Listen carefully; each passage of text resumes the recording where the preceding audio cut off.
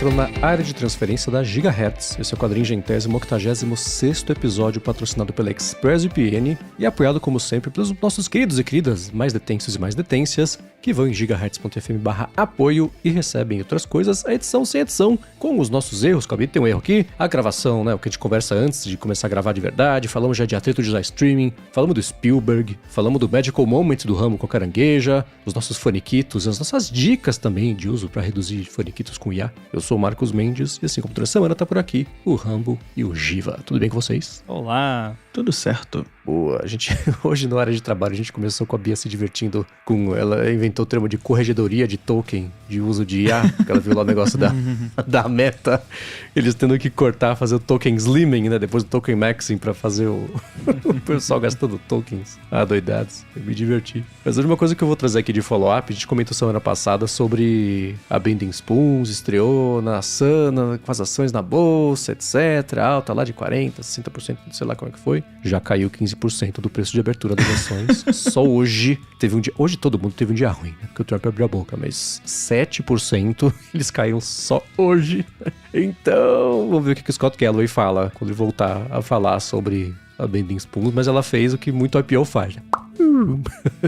Teve jeito.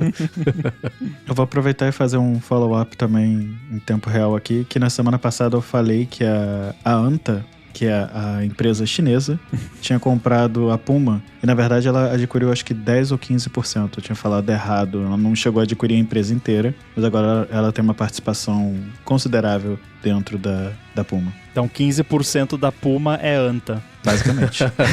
10 a 15%, eu não lembro agora. Vou ficar devendo só o valor exato. Agora ficamos de olho então na Bending Spoons, que de repente tá em promoção, né? Liquidação. É um bom momento pra...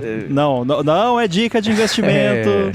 Se bem que eu acho que eles nem têm BDR, capaz de comprar B3, né? Mas por enquanto não tem BDR. Mas eu vou cravar aqui uma coisa que eu falei em privado pra gente, tá? Porque a Microsoft tá tirando os excessos do Xbox. A Bending Spoons já comprou o Xbox, hein? Porque é perfeito pra ela. Uma divisão que já foi melhor, já viu dias melhores, tá meio ao menos.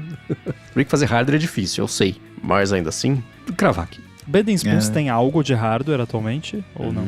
Acho que não. Seria um pulo para um mercado novo. E sei não, mas eu acho que seria o tipo de aquisição que faria as ações caírem mais ainda. E as da Microsoft subirem horrores. Games como um todo tá muito estranho, né? Tá bem nebuloso. Quando a Microsoft trocou a CEO pra Asha Sharma, as coisas pareciam que iam melhorar, mas ela já tinha avisado que teria um corte. E a Xbox realmente precisa cortar na carne, porque eles compraram todo mundo, compraram vários estúdios. A ideia do Phil Spencer era comprar todo mundo e o tiro saiu pela culatra. Então agora ela tá tendo que cortar na carne. Infelizmente se livrou de muita gente. E se livrou de uns estúdios, eu fiquei pelo menos mais tranquilo que ela não fechou os estúdios como eles estavam fazendo. Acho que dos 4 estúdios, 2 voltaram para os CEOs originais, para os donos originais. A Arcane na Europa tá se decidindo o que vai fazer. Então, é melhor do que fechar os estúdios, que era algo que eles estavam fazendo. Mas ainda assim, é uma situação muito ruim para a Microsoft. Com certeza. Você falou que o mercado de jogos tá bagunçado, a Sony tá deixando todo mundo bravo, né? Que não vamos fazer mais mídia física, o pessoal tá de armas em punho com isso. E no caso da Microsoft, eu tava pensando justamente nisso, né? Que eles iam se desfazer de 4 ou 5 estúdios, sei lá. Isso mesmo. Toda vez que eu vejo qualquer coisa, e especialmente de estúdio, desenvolvedor de jogo, o Facebook compra desenvolvedora tal de jogo, a Meta, né, que seja lá com o Horizon Worlds lá, que ela comprou também as coisas de fazer yoga e fazer joguinho de coisa de mundos e tudo assim. Microsoft tenta comprar também assim. Cara, me dá uma dor no coração. Sim. Porque pra eles decidirem fechar isso é um arredondamento de Excel. voltando a falar de Excel aqui hoje, né? E é um bando de emprego, assim, não é nem um lance de ser só, mas é que é importante emprego, assim, mas pensa, por anos e anos e anos, a empresa começa do zero, tenta fazer um negócio legal, a pessoa vai lá, trabalha, faz um produto, tá a fim de fazer, né? Desperta o interesse do mercado, aí vem uma grande que compra só pra ter algum tipo de vantagenzinha frente ao concorrente, chupinha o que dá, usa e descarta, e fecha o estúdio, e acaba o jogo, você fala, cara, é cupim que come a árvore por dentro, assim, e depois a árvore cai, e...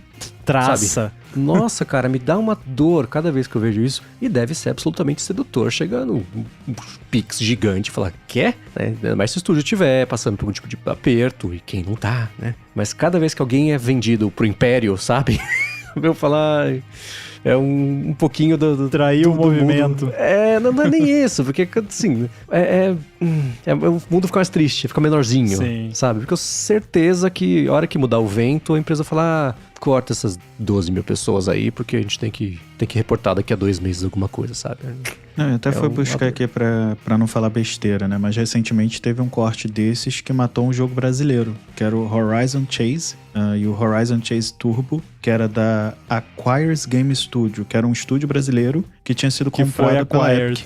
Que foi acquired pela Epic Games. E a Epic Games demitiu 1.000 funcionários e cortou o estúdio, encerrou o estúdio e o jogo foi removido de todas as lojas. Então é realmente uma pena, porque foi o que você falou, além da demissão das pessoas, que já por si só já é muito triste, tem também a criatividade indo pro espaço. Porque querendo ou não, esses grandes estúdios, eles visam lucro, eles olham planilha de Excel e algoritmo. Eles não querem saber de criatividade. Óbvio, antes de receber um e-mail falando que eles pensam em criatividade, eles pensam, mas é muito mais no que vai dar sucesso do que na tentativa e erro que um estúdio pequeno pode fazer e um grande não.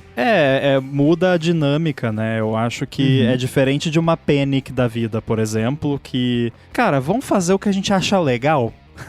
Que a gente achar divertido. E aí, se alguém quiser pagar por isso, que bom, né? E claro, mesmo numa empresa como a Panic, tem uma análise, será que vale a pena? Será que alguém vai pagar por isso? Tem que ter no mínimo isso, né? Mas é bem diferente da otimização, de temos que fazer algo que vai vender o máximo possível, e esse é o objetivo, né? Não é fazer uma parada maneira, é vender. Né? E não tem nada de errado em você fazer dinheiro com o que você produziu, mas eu acho que é mais interessante quando você produz algo bom para fazer dinheiro e não produz algo para fazer dinheiro e se for bom, é um bônus. É isso, eu tava pensando exatamente desse lado, né, que você começar a fazer sucesso, ainda mais no mercado de jogos, né, fazendo uma coisa legal, diferente, original, é um em 1 milhão, né? Aí você faz isso, e aí o sucesso... E bem falando da Penny, que tem aquela palestra que eu acho super legal, justamente do Cable Sessa, que eu falei que é uma das que eu penso todo dia, e é emocionante ali nessa palestra, e ele falando sobre a própria Panic, né, que chegou oferta da Microsoft, ele passou. Chegou oferta do Facebook, ele passou. Chegou oferta da Apple, ele passou. Eles não iam abrir capital, porque ele fala, como é que você vence como empresa? Ou você é comprado, ou você faz o IPO. Aí você, win! E aí? Eu não quis fazer uma coisa, eu passei a oportunidade de fazer as outras, e porque eu queria fazer a empresa. E eles falam, né? A gente fez o que a gente queria, vamos ver se alguém comprar, ótimo. Não esse é o blá, né? É claro que existe ali uma conta de viabilidade também. O próprio Playdate, eles sabiam que eles iam vender todos que eles fabricassem, mesmo tendo essa ideia meio maluca, né? Mas é isso. Você não pode ser irresponsável. Sim, exato. Exato. Mas na hora que você é comprado por uma Microsoft, você vira um recurso. E exato. Despesa. E só. Você vai ser uma linha na planilha. E esquece. Aí daqui a pouco é isso. Vamos desfazer. E sabe, eu falo assim, vender da noite pro dia 4 estúdios, sabe, de jogos, assim, não é um pouquinho... Como que você precisou de se desfazer chegou na situação de ter que se desfazer de 4? Porque você segurou até agora. Cara, é feio. E aí a pessoa que foi responsável pela decisão da aquisição original nunca sofre nenhuma consequência. Não. Porque claramente essa pessoa cometeu um erro. Porque claro que tem a questão temporal, né? Se você comprou e daqui 15 anos, você ok. Agora se você compra pra daqui 1 ano já tem que vender porque deu ruim, aí você cometeu um erro. E o mundo dos games passou por uma oscilação muito grande do eu preciso fazer meu console, eu preciso ter todos os jogos exclusivos possíveis, pra eu não preciso mais de console e eu preciso vender pra todos os consoles possíveis. E agora parece que tá voltando, não sei, porque a Sony já deu rollback nisso também. Ela falou que não vai mais produzir jogo pra PC, não quer mais jogo no Xbox, e aí Microsoft também. Então assim, é uma montanha russa. Parece que o cara acorda de manhã, ou a CEO acorda de manhã, olha e fala, quer saber? Hoje não vai ter jogo mais pra PlayStation, só Xbox. Aí a mãe, não, acho que dá mais dinheiro vender pra todos os consoles. E fica nessa montanha russa eterna. E é tudo conta sobre anticompetitividade, né? Coisas legais, assim, legais que eu digo de legislação e regulação. No fim das contas, quem tá na ponta da lança, que é quem levanta todo dia quer fazer um jogo mó legal, pra colocar no mercado, pra alguém que levanta todo dia quer jogar um jogo mó legal, cara, um detalhe, se perde completamente. Eu tenho certeza que alguém que trabalha na divisão do Xbox, que escuta aqui o podcast, falando, vocês estão malucos, a gente fala sobre isso. Eu sei. Vocês falam. Os executivos não. Exatamente. Vocês falam e os executivos não escutam. São mercados diferentes, esse mesmo mercado em que vocês operam. É uma tristezinha. Vamos mudar de assunto? Falar de coisas legais, tipo pesquisa. O Rubens Padovese, que é um conselho que a gente falou de pesquisa na semana passada, ele falou, minha empresa usa o Edge e avisa que mesmo com outro perfil de usuário, pode olhar no meu cofre de senhas que desbloqueia lá com a senha da firma. Que horror, Rubens. Eu uso então o Firefox para coisas pessoais com uma outra senha no cofre. Eu tenho 2 fatores de autenticação também. Deveria eu usar passkeys? Ou tô fazendo o mais seguro no computador da empresa? É o computador comum, não tem como, né, por biometria nesse caso, se eu usar as passkeys, biometria é ser meu telefone. Cara, é complicado usar o computador da empresa para coisas pessoais, porque primeiro é inevitável, porque a gente ao longo do dia faz coisas na vida pessoal, na vida profissional, tá ali, não tem como, né? Eu nunca tive esse problema específico quando eu trabalhava em agência. O computador era da agência, mas não tinha esse lance. Tinha muito pouco coisa de... Era outros tempos, né? Compliance. Tinha Bossware. Não tinha muito pouco de... Tinha um cliente nosso, que era muito engraçado. Era um cliente gigantesco, o mundo inteiro e tal. E aí tinha um cara que trabalhava na nossa equipe de criação. Ele adorava um torrent. E pra conectar no sistema dessa empresa global gigantesca, precisava usar uma VPN. Cara, ele abriu o torrent, dava 25 segundos... Tocava o telefone e falou, ó, bateu sei lá, de Munique, um alerta vermelho falando que da sua rede aí alguém entrou em torrent. Se acontecer de novo, quebra o contrato, não pode mais, tá? Aí tinha reunião, sei lá. Então, tirando esse caso que era bem específico dessa uma empresa, e não era nem comigo isso, porque eu não estava envolvido nesse projeto, mas eu nunca tive isso, assim, eu passei mais tempo, na verdade, agregado da minha vida, trabalhando no meu computador pessoal do que pessoando no computador do trabalho, sabe? Então, eu acho que eu acabaria tentando fazer uma igreja e estado, e se eu precisasse usar coisa pessoal, faria isso de usar outro navegador, ou tentaria fazer só no telefone, ou se precisasse muito, cara, quer saber? Vou levar um tablet, fazer tudo que eu precisar mesmo no tablet, faço no computador, e aí eu acho que usaria Passkey sim, porque tá atrelado a você, né? Independente de ser no computador pessoal ou profissional, né? Mas e vocês? Olha, eu não entendi muito bem o setup. Como ele falou que é um computador comum, que não tem como pôr biometria, eu imagino que seja um PC, não é um Mac. Que os Macs, laptop, a grande maioria tem biometria. E aí, eu honestamente não faço a mínima ideia de como fica a Passkey nesse caso. Eu sei que num Mac, por exemplo, que não tem biometria, você consegue cadastrar a Passkey no seu iPhone, mesmo usando no Mac. E inclusive se for num navegador de terceiro, tipo o Google Chrome, você vai lá, aparece um negocinho, você abre o seu iPhone e ele pergunta, quer cadastrar uma Passkey? E você cadastra. Ou você pode usar um app também, tipo o OnePassword, que aí você cadastra ali no computador e isso sincroniza pro seu celular. Agora, nesse caso, o meu primeiro conselho é não use coisas pessoais no computador da empresa, ponto. Zero. Nada. Eu sei que isso é difícil, mas assim, se você já tem um celular que é seu, pessoal, não dá pra fazer, tipo, tudo que você tem que fazer pessoal ao longo da sua jornada de trabalho, não dá pra fazer no celular, em vez de fazer no computador da empresa, porque, sei lá, as coisas que eu faço da minha vida pessoal, tipo, pagar conta, falar com pessoas por WhatsApp, essas coisas, eu faço tudo no celular, não precisa fazer no computador. Então eu sugeriria fortemente, porque tem esse lance do Edge que você falou que é meio creepy, mas deve ter outros softwares que você tem instalado nessa máquina que você às vezes nem sabe, que pode ter acesso a tudo que você faz nela, e aí se tiver uma vírgula fora do lugar, em algum lugar, vão pegar essa máquina e vão fuçar tudo as suas coisas. Então eu recomendo não fazer isso, não usar coisa pessoal em computador de empresa. E nesse caso específico, assumindo que você continue usando, eu não usaria Passkey, porque você tá num setup muito específico e muito edge case, que eu acho melhor não arriscar nesse caso.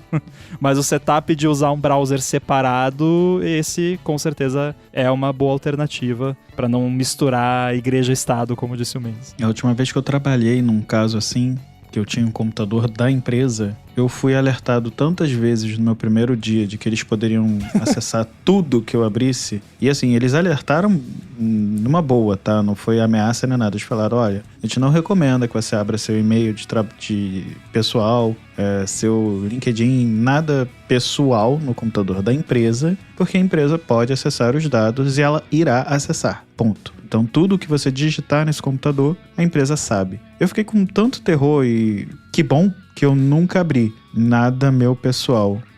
E fiquei assim por muito tempo. Tanto que eu fui passar a minha foto para colocar no e-mail da empresa. Eu mandei por e-mail pessoal pro e-mail da empresa para eu conseguir colocar, porque eu não consegui abrir nem o AirDrop, para vocês terem uma ideia. Assim, ele é todo bloqueadinho justamente para não ter vazamento de dados. Então eu vou na mesma recomendação que o Rambo. O jeito é não acessar. Até tem uma recomendação aqui no chat do Melon is on Fire de usar PC remoto, acesso remoto. Eu acho que nem isso eu recomendaria, porque dependendo do nível de proteção desse PC, pode te dar problema. E justamente por conta de compartilhamento de dados e etc. Se você acessar um PC remoto do seu PC de trabalho, provavelmente alguém vai reclamar. Você pode testar. Não vou falar pra você fazer, porque pode ser a última vez que você teste. Então eu não quero ser o motivo da sua demissão. Dependendo do nível de compliance que a empresa tenta seguir, pode ser até que não consiga nem usar, porque a maioria desses sistemas de acesso remoto você consegue, por exemplo, arrastar arquivos do PC local para o PC remoto e vice-versa, e aí já quebra toda a ideia de ser um ambiente mais isolado. Claro que aí depende, eu não sei o quão paranoica é a empresa onde o Rubens trabalha, e depende muito do tipo de empresa, né? Se é uma empresa do ramo financeiro, por exemplo, vai ter um nível muito mais agressivo, digamos assim, de limitação. Se for dev, aí varia, né? Algumas são um pouco mais de boa. Eu sei que na época da firma, eu fazia questão de usar o meu Mac próprio, eu não quis um Mac da empresa, justamente porque eu não queria me sujeitar a essas coisas, né? Aí tinha só a VPN lá, e aí, obviamente, eu não abria torrent conectado na VPN da empresa. Para também sobre Passkeys, o Rodrigo Castro falou o seguinte: por que diabos tem sites como do Amazon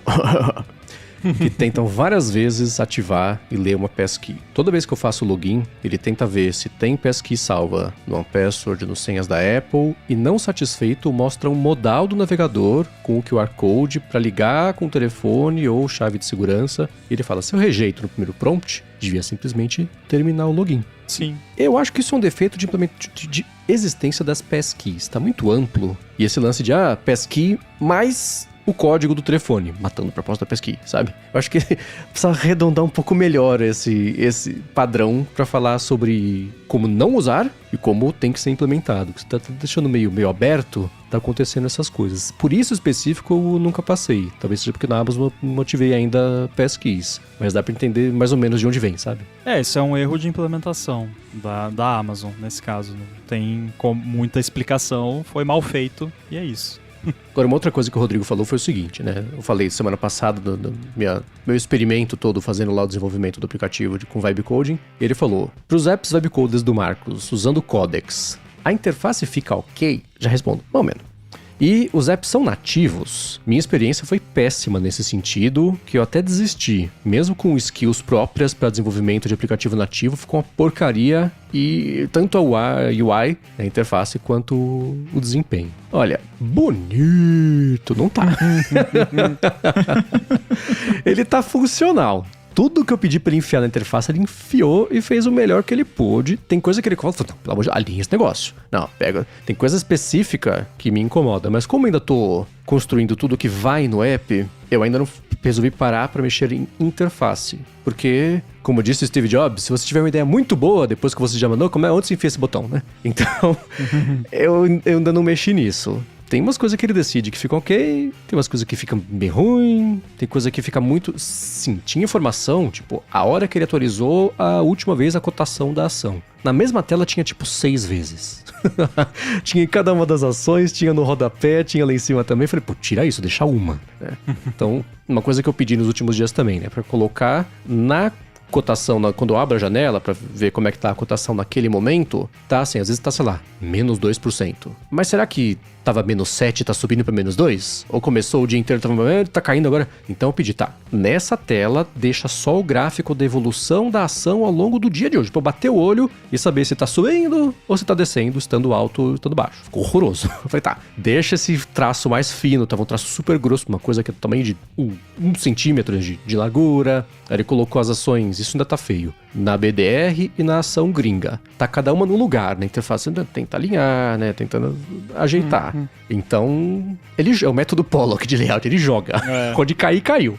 Aí você pode ir tratando assim. Sobre ser nativo, acho que por conta do que eu pedi, o app é nativo. Mas eu já tinha falado no passado, e voltando ao papo das IAs lembrarem, terem memória, etc., quando eu pedi pra fazer meu outro app, que ele falou, vai no Xcode, eu falei, não. Eu não sei mexer no Xcode, eu não sou desenvolvedor, eu vou te pedir pra fazer um app de Mac, você faça um app de Mac. Você não me pede pra provar nada, pra instalar nada, você vai resolver, parece que você tá aqui. Aí foi. E foi nesse esquema que, né, tá aqui uma pasta vazia. Valendo, nem criei o projeto, não. Ele faz tudo sozinho. Isso funciona ok, mas pro meu olhar de usuário, de não desenvolvedor praticante também, né? Quando eu abro... mas você tem bom gosto de UI, sabe criticar sim, uma UI de Mac. Não precisa ser desenvolvedor pra isso. Sim. A hora que precisar, aí eu vou começar a dar um tapa nisso. A hora que eu sentir que eu não vou ter mais uma ideia de enfiar uma coisa completamente nova, né? Tipo a aba de as posições fechadas, por exemplo. Se tivesse feito isso, deixado o layout bonitinho, milimetricamente calculado. E agora? Inclusive, eu vou propor um desafio pra você, que eu tava pensando aqui, seria talvez um teste interessante. Eu não sei não sei o que poderia acontecer, mas assim, tenta, depois que já tiver, né, uma boa situação o app, experimenta, primeiro, pede pro Codex se certificar de que todos os componentes de UI do app têm previews configurados. Que eu não sei se ele fez isso, talvez ele já tenha feito, talvez não. Aí você pede para ele te ensinar a como você abre no Xcode, como você vê o preview, e aí você tenta mexer no código para fazer tweaks de UI você mesmo. Porque eu faço assim, claro que eu sei programar, mas assim, SwiftUI não é tão complicado quando já tá pronto, né? Tipo, é muito código, vai ter você não vai entender nada, mas enfim, vai ter ali padding, spacing, alignment, coisas que você entende. E vai fuçando, porque às vezes na minha experiência, eu prefiro fazer isso do que tentar ficar direcionando o modelo, porque eu ia falar assim, né? Perguntou aqui do lance se fica boa a UI, o desempenho. Rodrigo, olha, pra mim fica uma porcaria sempre a UI, mas eu não me importo, porque eu não uso o negócio pra fazer UI. Claro que aí não é vibe coding, porque eu sou desenvolvedor, é diferente. Quando eu quero fazer vibe coding, que eu não tô afim de mexer em código, e ele faz a UI horrorosa, é chato, porque eu não queria mexer nisso aqui. Mas aí, pra mim, o que funciona é isso. Aí depois eu mesmo vou lá e mexo, porque ele já fez o grosso do trabalho, já fez a parte chata. E pra mim, ficar fazendo tweak de UI é divertido. Então eu faço. Mas eu tive uma experiência boa, assim, eu acho que foi a primeira vez até hoje que um modelo criou uma UI aceitável minimamente aceitável pra mim. E apesar de serem protótipos, só que não é um produto, mas são protótipos pra uma feature de algo que eu vou integrar em algum lugar.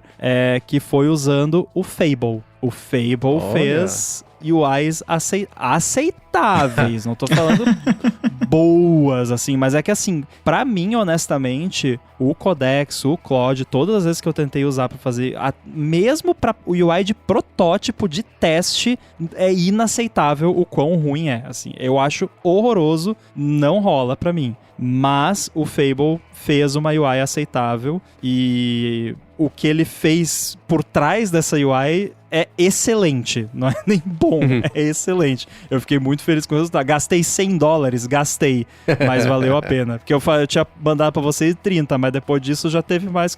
Foi uns $100 de API, mas vai ser legal. Então, pra quem tiver token de sobra aí, tenta o Fable, de repente. Estender até 12 de julho o uso do Fable dos 50% semanal lá, que ia ser só até hoje, ontem, sei lá. Mas eu nem tenho assinatura eu só uso por API, porque... E nesse caso, eu acho que ele não teria feito nem 1/5 do que eu pedi pra ele fazer numa semana de crédito. Então, como era algo pontual, é melhor pagar, né? Preferia não pagar, óbvio que eu preferia não pagar, né? Mas fazer o quê? Uma dica que eu posso dar, e foi uma brincadeira que eu fiz com o Anti-Gravity na época e o Bollywood, que foi aquele aplicativo de cinema que eu tinha feito, né, do Oscar, foi basicamente criar uma discussão de interface com a IA. E aí o que eu tinha feito na época foi criar uma pastinha de ideias, e aí nessa pastinha de ideias eu peguei aplicativos que eu me baseava, as ideias que eu tinha, então eu peguei vários aplicativos que era a minha base. Algo que a gente faria, por exemplo, você quer criar um aplicativo novo, você pode pegar referência de outros. Então eu peguei essas referências, coloquei na pastinha várias referências, coloquei também um desenho de como eu queria a interface. Então eu literalmente desenhei, não me lembro se foi no papel ou se foi, não me lembro o que foi, acho que foi no iPad, coloquei lá dentro e defini todo o esquema de cor. Então todas as cores que eu queria dentro do aplicativo eu defini e aí eu pedi para ele gerar. É claro que a primeira vez que ele gera não fica perfeito, ficou muita coisa desalinhado. Eu lembro que ali em cima onde ficava prêmio, que tinha uma corzinha diferente, um efeito diferente, eu tive que ajustar na mão, mas foi muito melhor o início do que se você não pedir se você não guiar a parte de interface. E outra coisa que eu fiz também, mas aí é mais particular meu, na arquitetura foi componentizar todos os componentes. Então, por exemplo, o botão, eu queria que ele criasse um botão genérico para toda a aplicação, com todos os estados que eu queria. Não me lembro mais qual eram os outros. O card do filme, mesma coisa. Então eu pedi para ele componentizar e criar componentes genéricos para todos os itens da tela. Tanto que a primeira vez que eu fiz isso, eu estourei meus tokens rápido. E porque assim, eu subi imagem, subi descrição, eu pedi para ele ir muito além do que ele faria gerando um aplicativo do zero. Se ele fosse fazer, provavelmente ele não geraria nesse nível de complexidade. Mas eu já pensei na arquitetura, então isso também me facilitou na hora de desenvolver depois e dar manutenção e fazer esses ajustes, e até para ele mesmo fazer ajuste, porque para ele também é mais fácil do que ele ficar fazendo gambiarra e puxadinho dentro do código. Então, essa é uma recomendação que eu dou. Vai precisar de ajuste, vai ficar algumas coisas desalinhadas, isso é óbvio, mas só um desenho ali do que você quer, de repente fazer num Paint, algo do tipo, né? Algo parecido com Paint, você desenhar ali, pelo menos a estrutura do que você precisa, ele já consegue se entender. Mas aí, de novo, você vai gastar bastante token de início, porque você vai estar trabalhando com imagem também. Sim.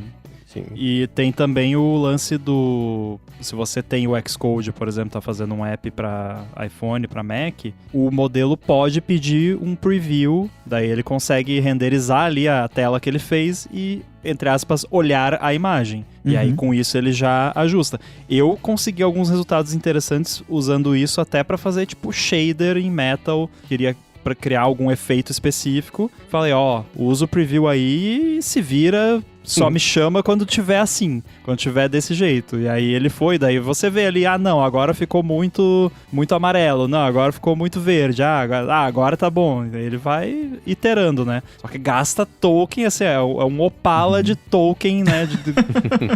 Bebe token. E isso que você falou de componente exato é bem interessante, porque hoje em dia isso não é mais tão... absurdo assim. Talvez se você usar um modelo no modo low ou medium, de repente eles ainda fazem um pouco isso. Mas era muito comum o modelo simplesmente copiar e colar o mesmo código infinitamente várias vezes. Não criava função, classe, não criava uma arquitetura. Simplesmente, tem esse código que faz isso, vou pegar esse mesmo código e vou copiar em todos os lugares que faz isso. Porque pra gente, né, pro programador, você pensa, não, eu vou usar essa mesma coisa em 20 lugares diferentes. Então eu vou extrair isso aqui para algo reutilizável. Para IA, tanto faz, vai reescrever tudo de novo do mesmo. Então escreve ali, né? Eu acho que isso foi melhorando. Ainda assim, no meu Agents ou no meu Cloud.md, sempre tem... eu tô lendo. Always write production quality code. Hacks and shortcuts are not allowed unless explicitly requested. Porque, se não, quando o modelo se embanana e começa a passar dificuldade, ele vai fazer alguma coisa ali que, tipo... E aí já aconteceu porque em app de verdade de produção, tem hack, tem gambiarra. Aí já aconteceu dele chegar num ponto assim, e eu tô falando do Codex, chegar num ponto, não sei como resolver sem fazer isso aqui. E aí ele me pergunta, olha, sabe o que é, né? Coçando a cabeça assim. Eu tentei desse jeito, não dá porque isso. Tem essa... Dá pra fazer assim, só que é meio gambiarra. O que você acha, né? E aí eu olho e tal, porque é o mesmo que eu faria, né? Tipo, já tentei de tudo que é jeito e só sobrou essa gambiarra. Faço ou não faço, né? Quais são os prós e contras? E aí ele já chega pra mim com isso. Tá bom, dessa vez passa, vai. Eu já percebi, quando ele se embanana, ele não vai conseguir fazer, ele faz um mock-up. Porque aí funciona. Mas não funciona de verdade, né? Que nem quando eu tentei fazer lá um negócio pra ajudar lá na clínica que a Galera trabalha, de administração, de laudo, coisa assim, e aí não funcionava, uma hora foi. Falei, nossa, que maravilha, como que tá funcionando nada assim? Não, isso é só uma demonstração, na verdade não tá. Falei, pois então o que você tá fazendo, pelo amor de Deus? Mas qual é a diferença para um humano? Nenhuma. Exatamente, você não pediu? Tô fazendo. Eu trabalhei numa empresa que na parte web tava dando um erro de JavaScript. E aí falaram, olha, tá com erro de JavaScript na página tal. Beleza, o erro sumiu. Botou um try-catch ao redor.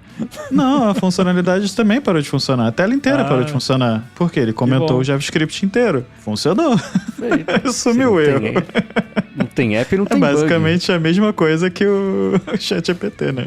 Exato. Ele ainda foi mais esperto, porque eu achei que só tinha colocado um try-catch e não feito nada. E aí pronto, some o erro. E tem a Anthropic que tá fazendo isso, né? Que eles têm produtos bem específicos. Tem o Cloud Design, tem o Cloud Finance, tem o Cloud RH. Eles estão lançando coisas, né? Já vão começar a consolidar isso tudo no tal do Harness, vai ser o Cloud que vai ativar essas ferramentas quando precisar. Porque a gente sempre falou aqui, eu sempre brinquei, os aplicativos do David Smith. Dev super talentoso, super prolífico, manja de código pra caramba, péssimo designer. Porque ele não é designer. Mas ele só era ele. Então ele fazia os apps que eu usava todos, comprava todos, assinava todos, dava tip jar, porque ele manda muito bem. Mas eram feinhos. Agora, né, olha o salto que ele deu em como ele tá fazendo isso. Contratou cartógrafo para ajudar a fazer um pedaço do Pedometer++, para ajudar quem tá fazendo trilha e não sei o que, nananana. Quantas pessoas podem dizer no mundo inteiro, podem falar essa frase, eu contratei um cartógrafo? Exato. 6, 7 anos atrás, ele teria feito ele mesmo. Alguma coisa que ele resolveu ali com alguma API e beleza, e pronto, tá no ar, as pessoas estão usando, estão gostando, funciona, né? É a mesma coisa para esse negócio de código. O que é? Um bando de dev no Vale do Silício ensinando IA a programar. com base em coisas que ela viu, de coisas prontas, em código, etc, mas é uma IA programadora fazendo layout. É mesmo, você só transferiu o problema de um humano muito bom programador que não sabe desenhar para uma IA muito boa programadora que sabe mais ou menos desenhar, né? Por isso que a Anthropic fazendo o Cloud Design, integrando com Figma. Essa semana, a Figma comprou uma empresa de vibe coding. Pra quê? Pra ter esse lado, né? Então, o que eu vinha pensando em fazer também, o app tá pronto, beleza, bonitinho, perfeito, a parte que eu queria fazer. Pega o código, joga numa outra IA e fala assim, Cloud Design, emboniteza ele agora, pra ver o que acontece, né? Vai que fica bom, né? Então, tem essas ferramentas diferentes pra coisas diferentes, mas eu acho engraçado o paralelo da IA, que é muito boa programadora, não é uma boa designer, assim como um humano muito bom programador também não é um bom designer, afinal, cada cérebro tem uma fiação diferente, não dá pra você ser polímata a esse nível, né? Vale lembrar que todas essas minhas experiências que eu comentei, 99,9% são referentes a aplicativos de Mac. Então, a parte mobile é outra história, pode ser que esteja muito melhor. Eu tive muito menos experiência. E a mais recente que eu consigo me lembrar foi Poa, na real, só que daí foi um caso um pouco diferente, porque eu tinha a tela de ajustes do Chibi Studio que abre dentro do app, ela foi desenvolvida numa época... Sabe essa UI dos settings hoje em dia? Que as linhas, elas são grupinhos arredondados, com inset, assim, bonitinho. Não era assim, não existia isso no iOS, quando eu fiz isso. Então, eu tive que implementar tudo isso na mão. E aí, tava até lá hoje, milhares de linhas de código, todo um sistema de criar settings bonitinho. E aí, eu joguei no Codex e falei, Codex, reescreve tudo isso aqui em SwiftUI e tem que ficar idêntico a como tá. E ele fez. E ficou idêntico como tava. Foi bem feito. Aprovei.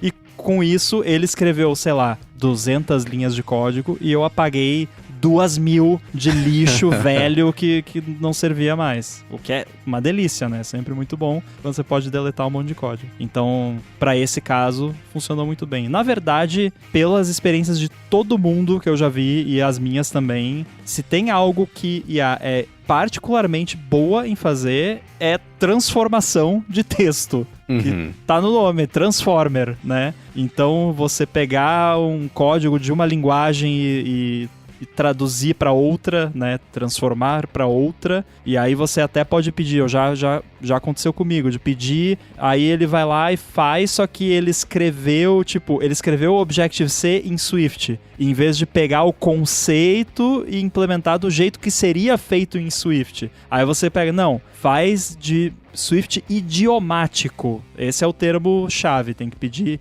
idiomatic. Aí ele vai lá e faz do jeitinho e tal.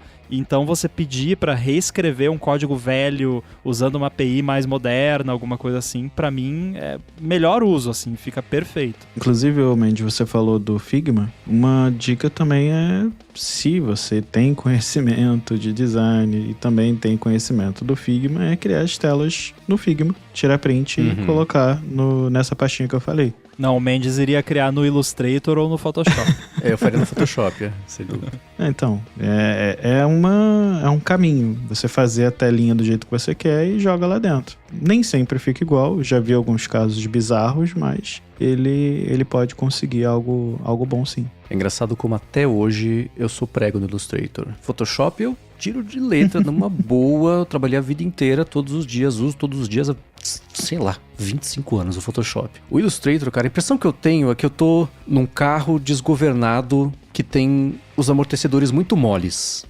E qualquer curva que eu faça, ele vai ficar meio...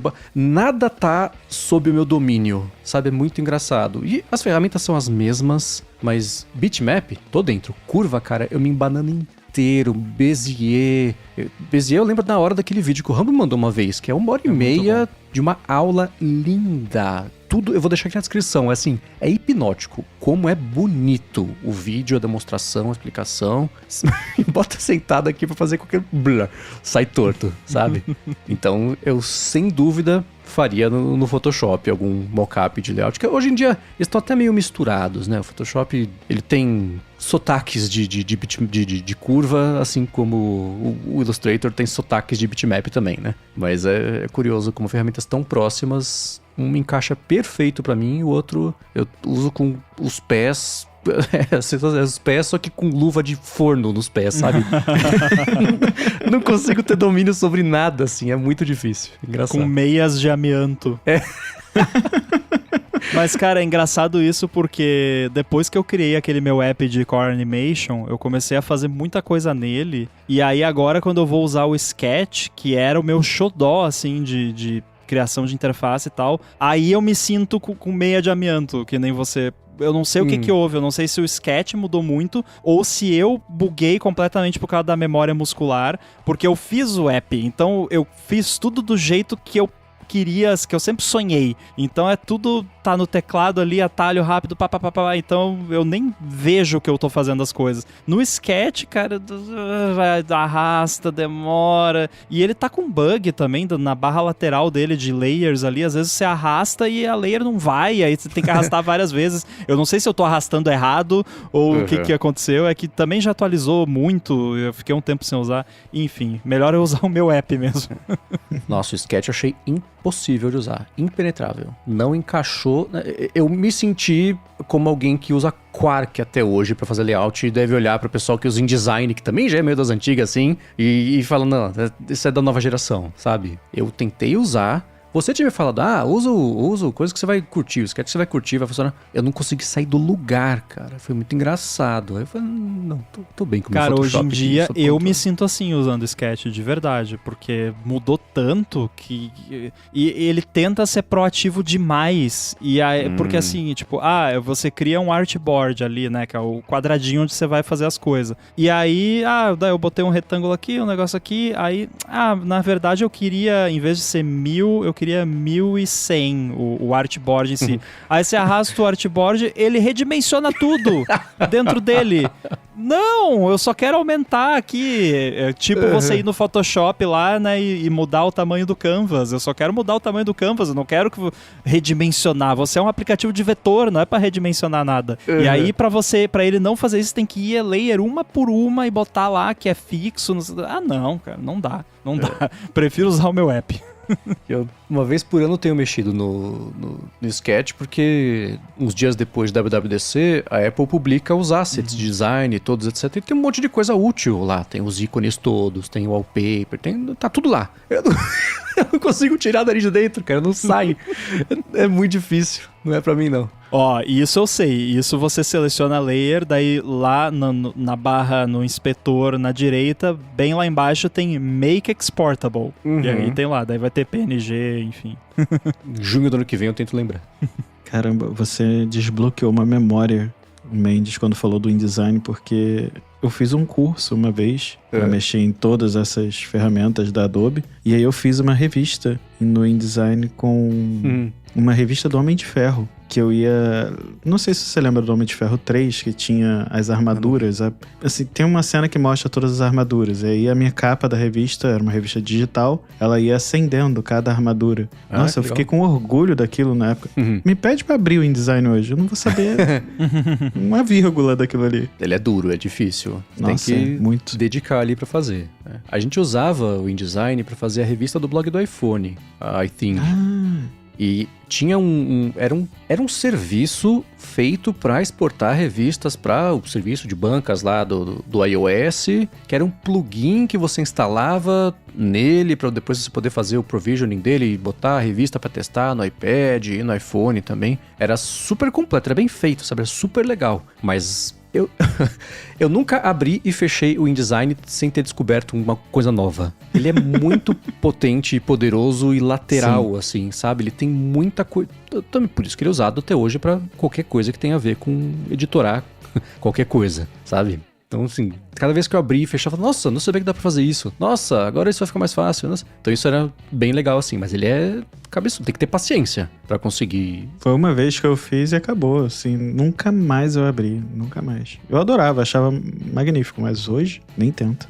Agora, tem uma pergunta aqui a seguir ainda sobre esse assunto que é pra você. O Rafael falou o seguinte: tô usando o cursor para desenvolver, né, fazer desenvolvimento web, mobile também, e me atende bem, mas eu não me lembro de vocês terem comentado sobre ele. Eu percebi que vocês usam o Codex ou o Antigravity, quando funciona, ele brincou, ou o Cloud CLI. Vocês chegaram a testar o Cursor? Ou por ele ser pago logo de cara, não é uma coisa que vale a pena? Aí ele conclui: no meu uso, os $20 ou $60 ali que ele cobra, meio que se paga pelos modelos, os créditos que eu acabo utilizando. Ah, já usei, quando tentei fazer alguma coisa lá no comecinho do negócio da clínica da Lari. Eu usei, não foi pra mim, porque ele é o contrário do Codex, né? Ele é uma ferramenta de desenvolvimento com IA, não uma ferramenta de IA que desenvolve. Mas foi a minha experiência que não sou dele. Como é que é pra vocês? E na época também os modelos eram bem mais fraquinhos, limitados, sim, né? Então, faz um ano e meio isso, tinha só um Claude enfiado lá. Isso é na época que eu ainda não tinha coragem de usar modelos de IA pra nada sério nos meus projetos, só pra pequenos snippets, e hoje em dia já mudou bastante, então daria pra tentar de novo. Mudou a ponto do cursor pertencer ao Elon Musk, né? É,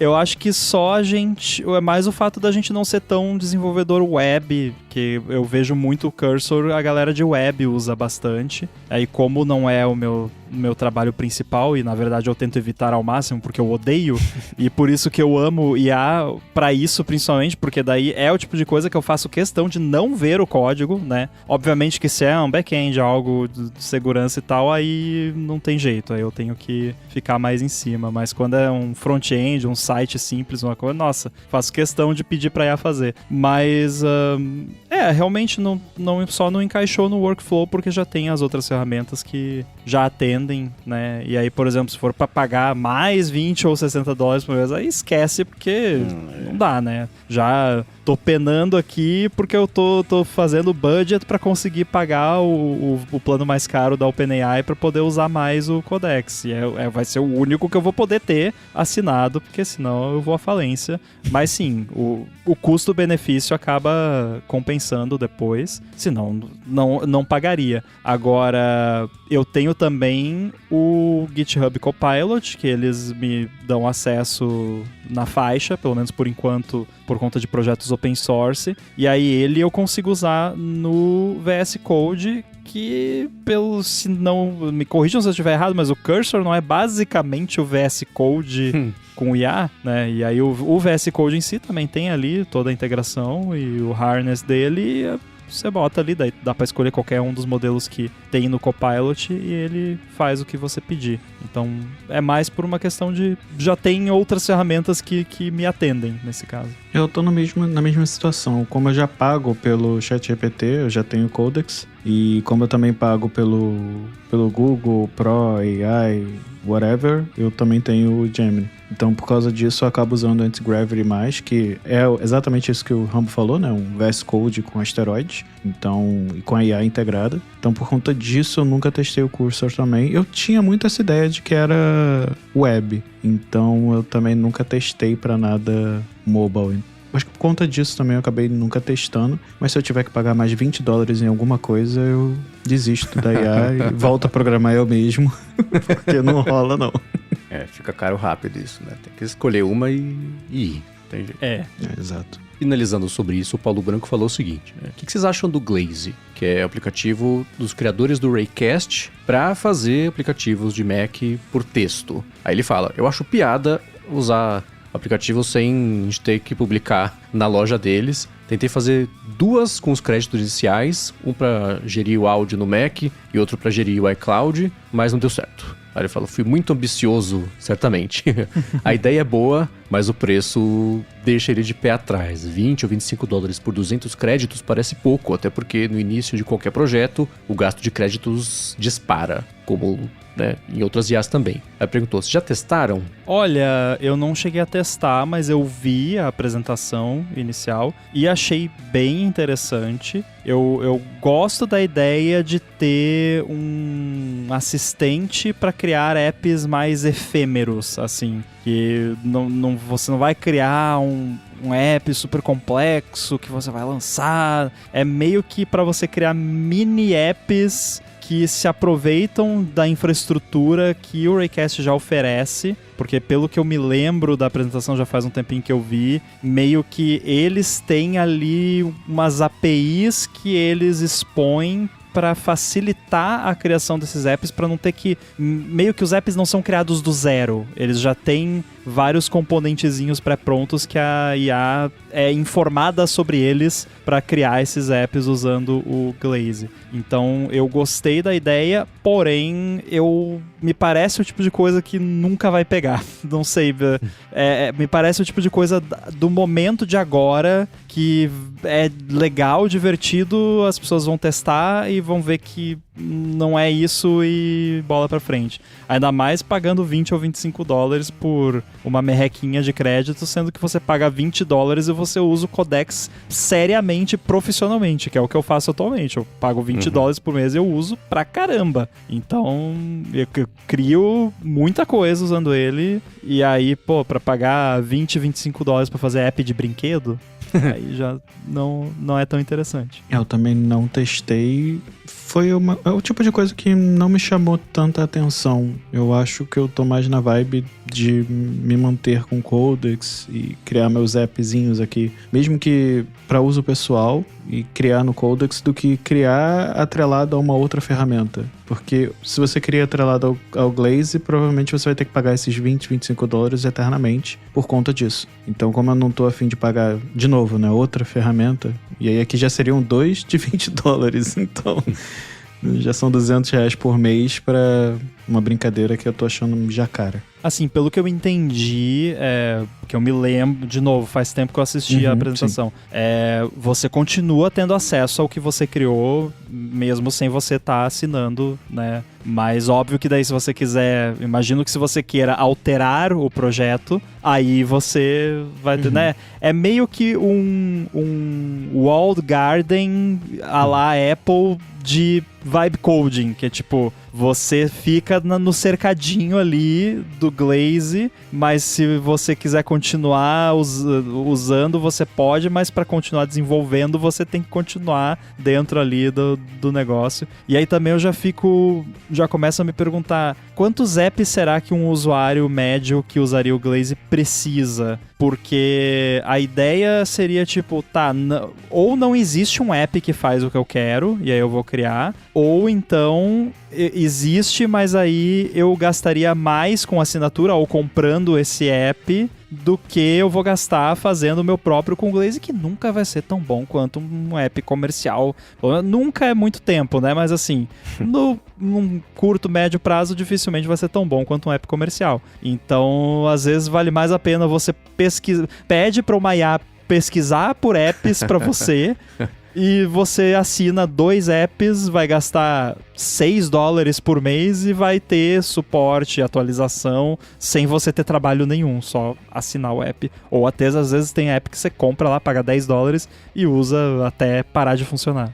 Eu tenho a impressão de que plataformas de codar coisas simples estão ficando parecidas com o negócio que há uns anos era o converse com o seu PDF. Todo mundo tem. Nossa, sim. É tudo um wrapper das empresas grandes que também tem o próprio produto. E se você assinar a empresa grande que tem o próprio produto, você vai levar todo o resto junto que a empresa tem a oferecer e não só esse produto que você está usando para pagar, né? Então, lance de $20 ou $25 por esses 200 créditos, se você assinar o ChatGPT, você vai ter todo o ChatGPT junto do Codex. Se você assinar o Claude, vai ter todo o Claude Code junto do... Então, e assim, até essas ferramentas menores alcançarem as grandonas já estão com mais coisas que dá pra fazer, mais possibilidades, mais vantagens. Então, pra isso, eu acho que vale a pena gravitar para as maiores. A não ser que seja uma coisa simples a ponto de, sabe o que vai acontecer? Dá pra fazer nativamente. No Android tem lá o Gemini, faz aqui meu widget de previsão do tempo. No iOS, vai chegar nesse ano Shortcuts, faz aí meu widget de previsão do tempo.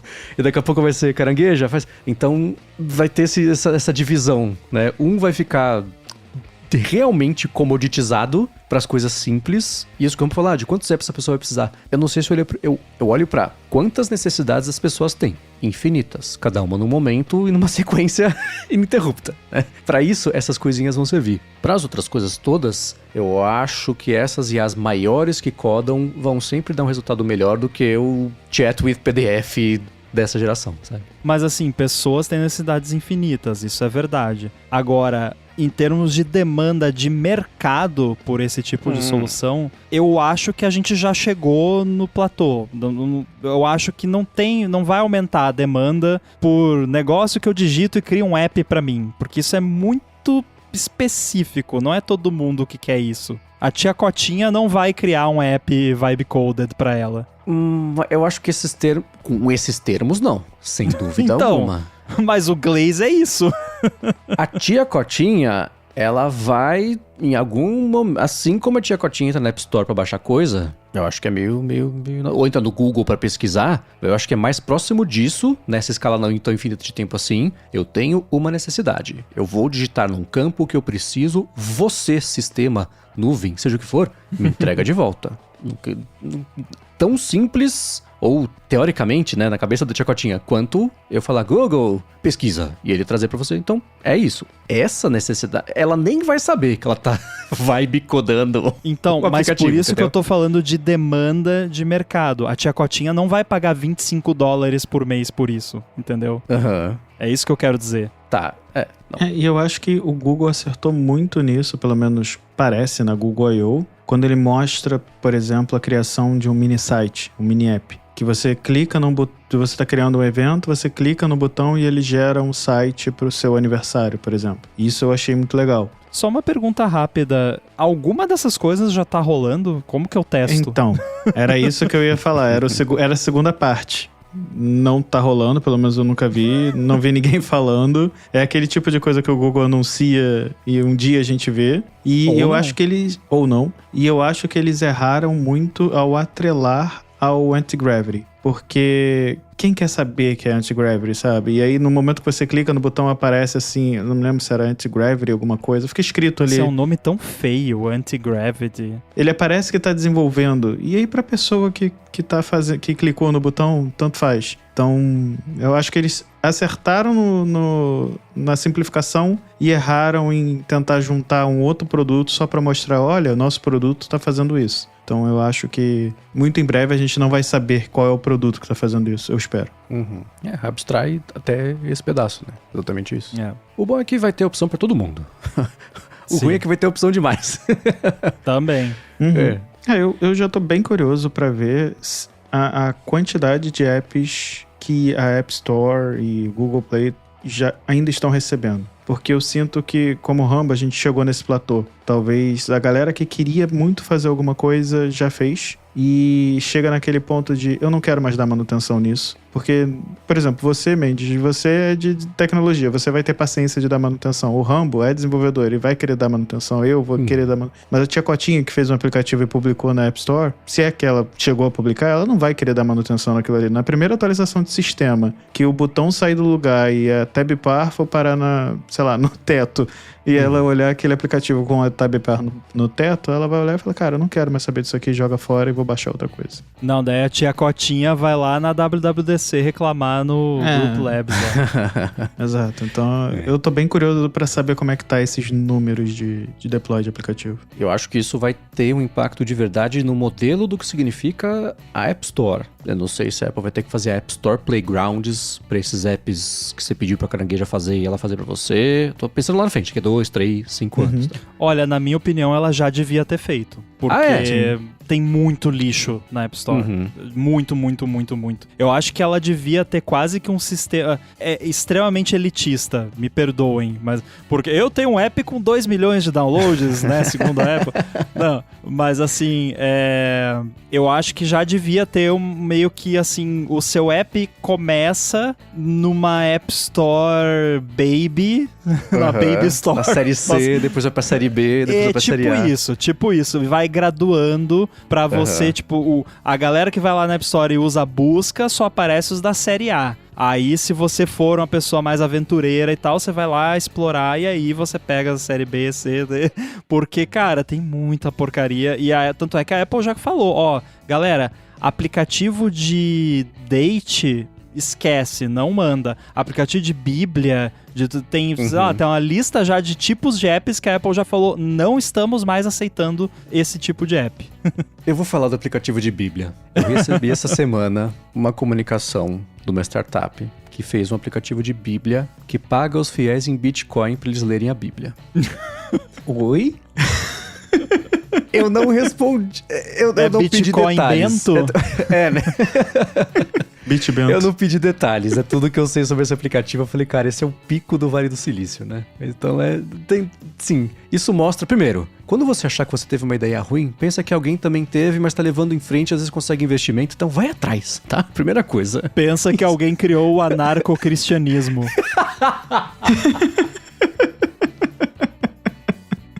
Ah, excelente. É exatamente isso. Essa é a primeira coisa. Mas a segunda negócio da App Store, assim, eu tô começando a achar que a Apple querer controlar todos os apps que são feitos pro iPhone, que ela queria aprovar as mensagens mandadas por iMessage, sabe? O volume, digo, não o conteúdo. Não dá, né? Então, eu não sei se vai ser o Test Flight, não sei se vai ser um método, tipo eu falei de App Store Playgrounds, uma coisa tipo Senhor das Moscas, sei lá como é que chama em português, Lord of the Flies. Gente, aqui é...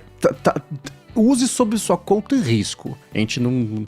É quase uma App Store paralela da Apple. Pra ela poder manter as regras da App Store, de verdade, as que existem hoje em dia, mas dar vazão pra essas coisas. Porque são... A gente tá brincando aqui, mas tem coisas... Pensa no tanto de ideia útil e aplicativo útil que já existe, que ninguém conhece, porque... motivos, né?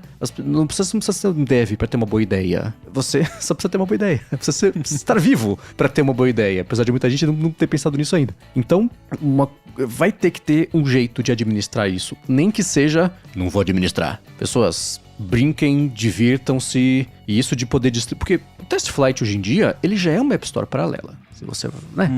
Porque tem muito app que não tá lá pra ser testado e lançado. Ele tá lá como lançado, nunca vai sair dali, porque ele tá lá... Eu tenho 2 apps nessa situação.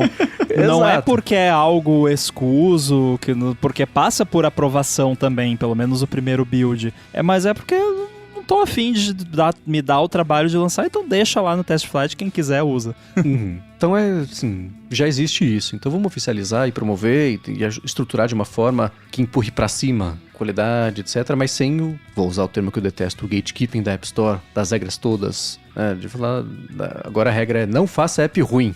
Tem lá uma cláusula nova. App ruim a gente não vai aceitar. O que é ruim? A gente vai saber na hora que a gente olhar. Olha só. Já existe os marketplaces que distribuem apps notarizados.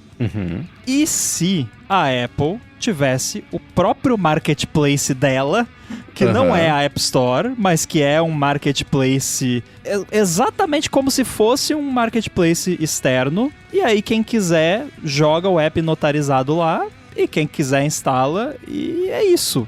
E pronto. Olha que bonito. Mas sabe qual é o problema? É mais uma App Store pra ela controlar. Mas aí é que tá, ela não vai controlar. É pra ela se responsabilizar, eu acho que é o termo. É isso, pra se responsabilizar. Mas ela iria controlar da mesma forma que ela controla a distribuição de apps no Mac notarizados, que é só a notarização. Se tiver malware, cancela a notarização e pronto. Então, mas aí eu consigo ver um velho babão da União Europeia falando, tá vendo? Você tá permitindo distribuir app XYZ que não poderia pela sua loja B. Daí não vai ter na Europa. Pronto.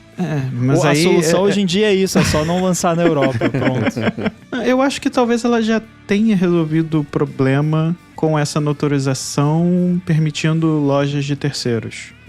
Sabe, eu acho que o problema já tá resolvido. Mas aí tem que liberar no mundo inteiro.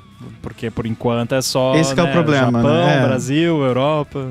Mas eu acho que ela meio que resolveu e ela pode se beneficiar desse problema e que esse problema pode virar uma solução. Porque, querendo ou não, a gente já tem essas App Stores terceiras e etc. E aí ela pode virar para esses aplicativos menores ou aplicativos que ela não quer aceitar, simplesmente falar, olha, a gente não te aceita, mas tem esse cardápio de App Stores aqui que você pode colocar. Vai lá na Epic Games, bate lá no Tim Sweeney lá e fala pra ele que eu quero botar... Sim, bate no Tim Sweeney, por favor. Bate na porta dele lá e pede pra publicar seu app lá. Sei lá, mas eu acho que ela talvez já tenha resolvido esse problema e não chegou a essa conclusão, sabe? Pois é, muito engraçado pensar que talvez essa treta toda tenha servido pra meio que resolver esse problema. Agora, vale mencionar também que tem muito app que é tipo, essa reunião poderia ter sido um e-mail, esse app poderia ter sido um site. Sim. Então, sim. você que está ouvindo, que E tem alguma vice-versa. ideia, exatamente, que tem alguma ideia de alguma coisa que quer fazer, você, quero fazer um negócio para iPhone. Pensa se daria para fazer um site em vez de fazer um app. E aí pergunta, se você tá em dúvida, não sei se daria. Pergunta pro ChatGPT, pro Claude, pra qualquer IA, eu tenho essa ideia assim, assim, assim. Daria pra fazer um web app e ficaria legal no iPhone em vez de fazer um app nativo? E aí ele vai dizer se tem alguma coisa que impede de ser um app. E aí você faz um site que aí você não depende de Apple, não depende de nada e beleza. Tirando essa parte de depender de Apple, a impressão que eu tenho é que hoje em dia já é mais difícil, mais chato fazer um site do que um app. É mais fácil fazer um Pra app mim hoje. é. Por isso tem muito app, né? Mas eu acho que tem isso. É porque site não tem acesso a quase nada dos recursos do device, né? E aí qualquer, assim, pensamento de acessar qualquer coisa, o browser já pop-up lá, permite, não sei o que, e aí não fica salvo, tem que permitir toda vez. Então é chato mesmo. E a própria App Store te fala quando o seu app pode ser um site. O problema é que você já pagou $100 pra isso. Né? Mas eu lembro que na época que os stickers surgiram no WhatsApp, eu criei um aplicativozinho de sticker, como outros 1 zilhões de desenvolvedores fizeram. E aí, quando eu adicionei esse app na App Store, eu recebi duas recusas da Apple. A primeira, de que tinham muitos aplicativos iguais. Na verdade, foram por 3 motivos. Muitos aplicativos iguais, um aplicativo que dependia de outro. Meu aplicativo exclusivamente dependia do WhatsApp. Então, eu deveria colocar o sticker para funcionar no iMessage, por exemplo. E o terceiro é que ela falou, esse seu aplicativo podia ser um site. Eu olhei e falei, beleza, ela tá certa, eu desisti da ideia e deixei quieto. Mas ela própria fala isso. O problema maior é realmente os $100 que você tem que pagar pra testar, né? Eu achei que você foi generoso, com zilhões de desenvolvedores fazendo app de sticker. Eu ia falar uns 20.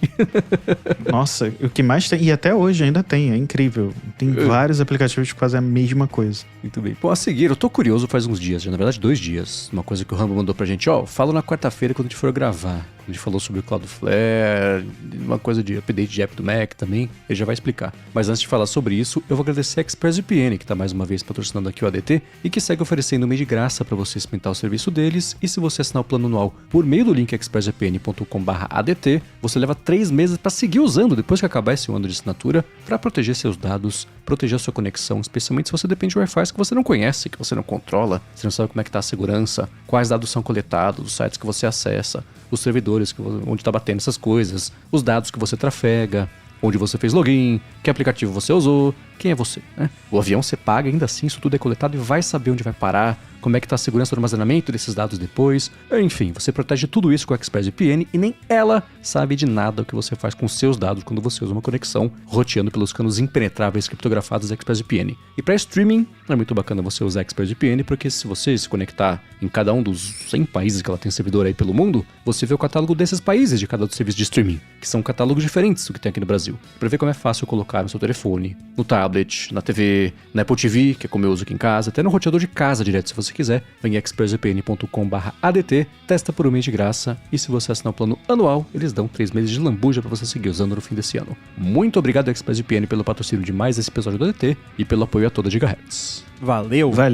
Muito bem, Rambo, você precisou colocar uma regra no Cloudflare e deu um spoiler pra gente, que tinha a ver com o papo de updates de aplicativos do Mac da semana passada. O que tá acontecendo? Opa, agora já demos spoiler aqui, mas eu vou contar a história da forma como ela aconteceu comigo, pra vocês entenderem todos os sentimentos e desenvolvimentos ao longo dessa história. Foi na segunda-feira de tarde, eu tava olhando os e-mails de suporte do AirBuddy e eu recebi um e-mail muito esquisito, porque tem existem pessoas que conseguem fazer confusão com coisas relativamente simples.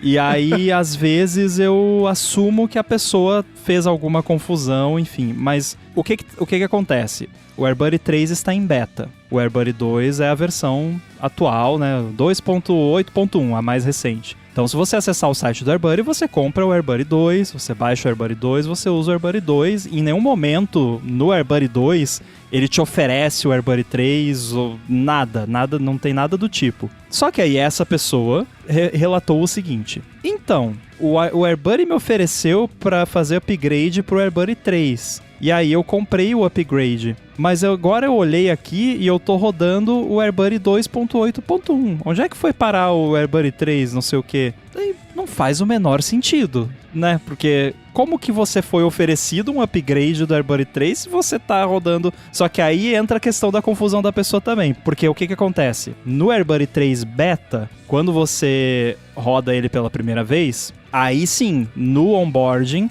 ele te dá duas opções. Você pode continuar usando com a sua licença do AirBuddy 2 que você já tem, ou você já pode fazer o upgrade para a licença do AirBuddy 3, que aí você vai ou ganhar o upgrade de graça, ou pagar 50%, enfim, tem vários tiers ali, dependendo de quando você comprou o AirBuddy 2, isso não é tão relevante. Porque até isso tem no beta, nos betas mais recentes, porque eu preciso testar esse fluxo para ver se vai funcionar depois quando lançar de fato. Aí eu pensei, não, essa pessoa provavelmente estava rodando o beta do AirBuddy 3, fez o upgrade no AirBuddy 3 beta e de algum jeito ela voltou pro AirBuddy 2. Só que essa pessoa não se lembrava de onde tinha aparecido o negócio do upgrade, não lembrava se ela já tinha usado o AirBuddy Beta e não tinha logs que eu poderia pedir, porque isso tinha, pra pessoa que me relatou, isso já tinha acontecido já há alguns dias, ela não lembrava direito, não ia ter log em lugar nenhum disso, e aí eu meio que joguei isso pra background, assim, eu ajudei a pessoa, né, expliquei tudo e tal,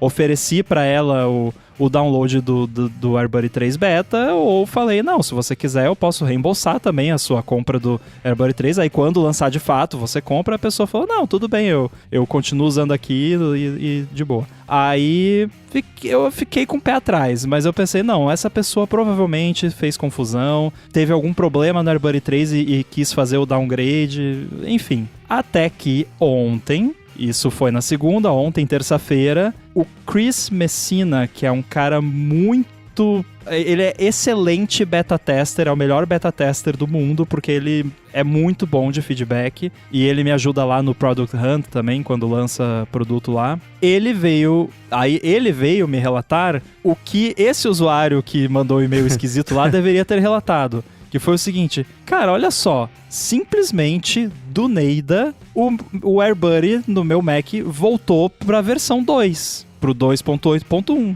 sendo que eu tava rodando o AirBuddy 3. E eu não sei como isso aconteceu. Você tem ideia do que possa ter acontecido?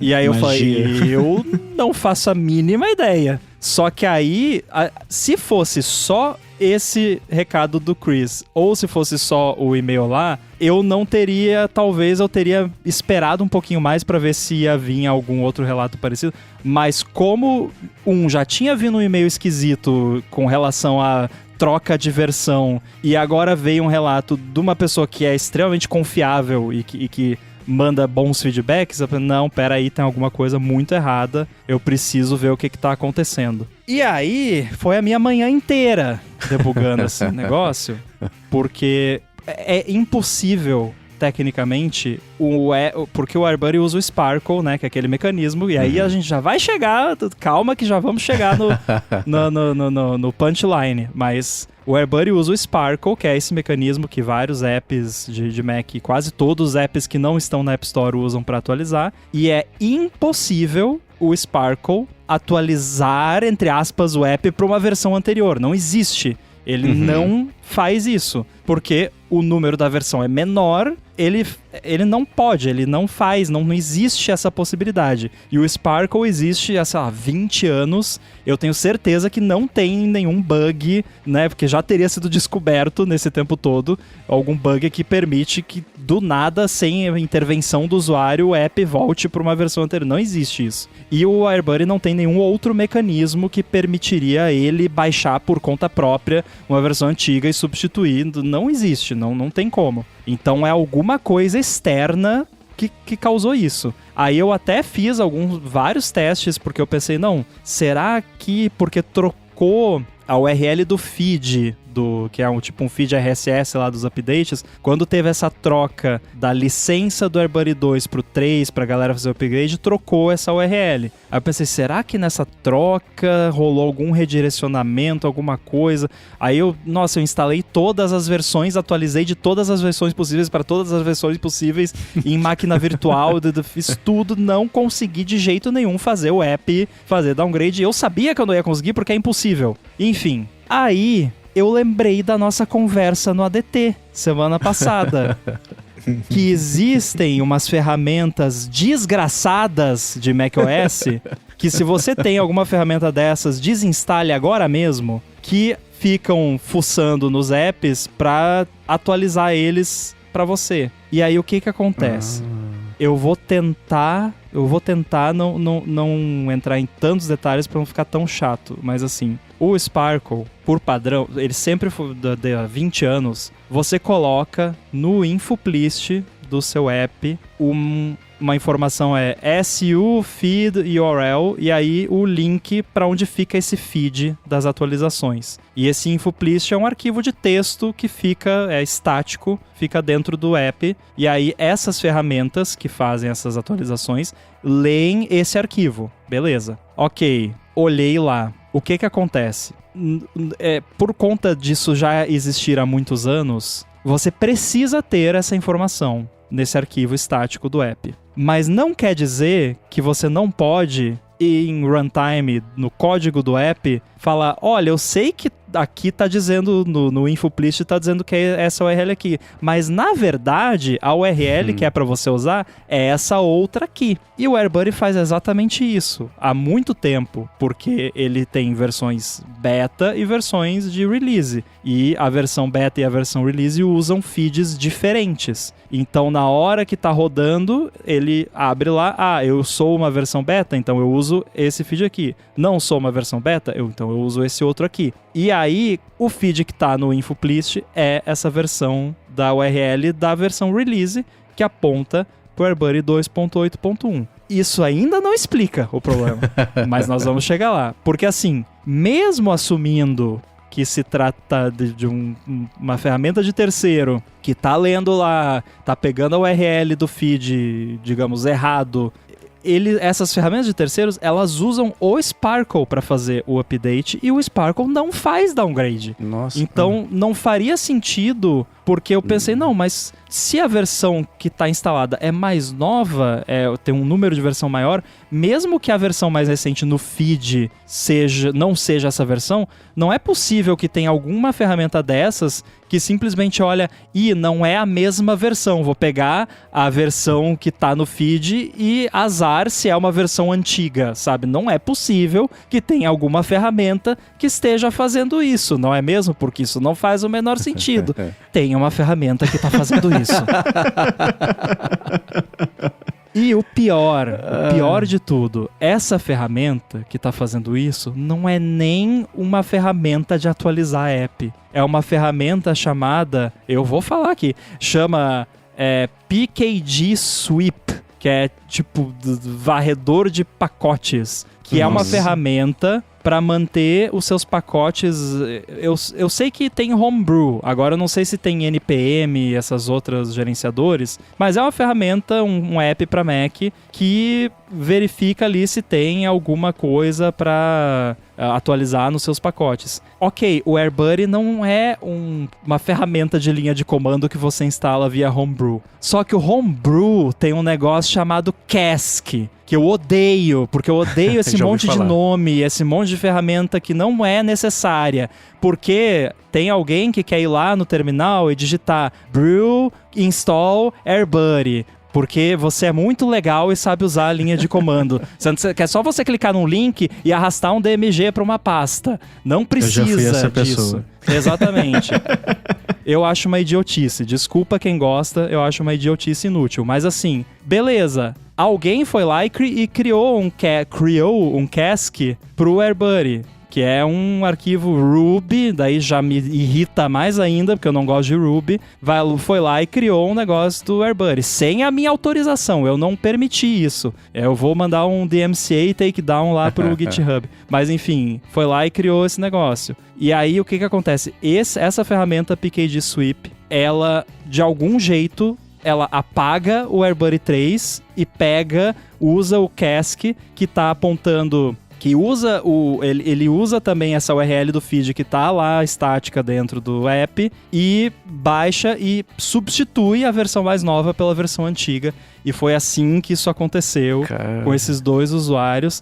E por isso que, por enquanto, tinham sido só 2 usuários, porque é uma ferramenta que parece estar em beta ainda, então até explica, tá tudo bugado, porque eu testei o Homebrew propriamente dito, por mais que eu tenha xingado aqui, ele não faz isso também. Eu tentei numa máquina virtual lá, tentei brew install AirBuddy, ele fala, não vou instalar porque já tem uma versão mais nova instalada. Então, essa ferramenta PKG Sweep deve estar, deletando manualmente o app e substituindo pela versão antiga.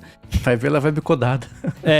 Provavelmente. Com isso foi uma manhã de trabalho. Eu tenho vontade de mandar um invoice pro desenvolvedor dessa porcaria desse PKG Sweep, que seria uma invoice bem cara, por sinal. Aí o que eu fiz? Felizmente, todos os meus serviços de atualização estão no Cloudflare. Então eu criei uma regra de segurança no firewall do Cloudflare, que se não tiver AirBuddy no user agent do request lá pro feed, ele bloqueia o request. E aí acabou essa palhaçada, porque isso me custou uma manhã inteira de trabalho. Eu fiquei muito irritado, caso não tenha dado pra perceber. E aí...